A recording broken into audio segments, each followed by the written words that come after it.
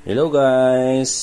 Magandang araw sa ating lahat. So, i-flex ko lang po ang aking unit na nabili sa Arms Core La Union. After 3 weeks, more than 3 weeks ang paghintay. So, napasa akin na rin ang matagal kong inasam-asam na laruan. So, ang unit ko po ay isang striker pistol. Isa siyang STK 100 Ultra. So ito yung latest model po ng STK version 2. So ang pagkakaiba po doon sa version 1, ito po ay nakamagwell na, and dito sa tip ng barrel is naka-curve dito. Doon po kasi is nakadiretso. And dito po sa trigger guard niya, dito sa version 2 is naiba. So may korte siya pag ganito.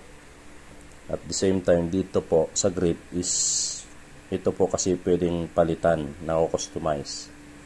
So, ang kulay ng baril na to guys is OD green. OD green siya. So isa siyang 9mm pistol. 17 rounds po.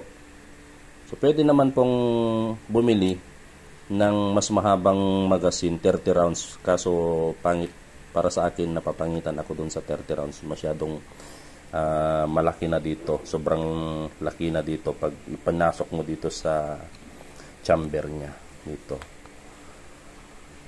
So ang free ng unit ko na magazine ay isa lang. No, wala siyang laman ngayon dahil lalagyan ko lang pag may schedule ako ng firing. So isa siyang 17 rounds.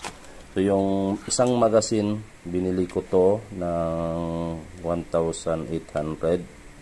So nilagyan ko siya ng 8 bullets, hollow point yung nakalagay dito, just in case na kailanganin. May naka-ready na siya.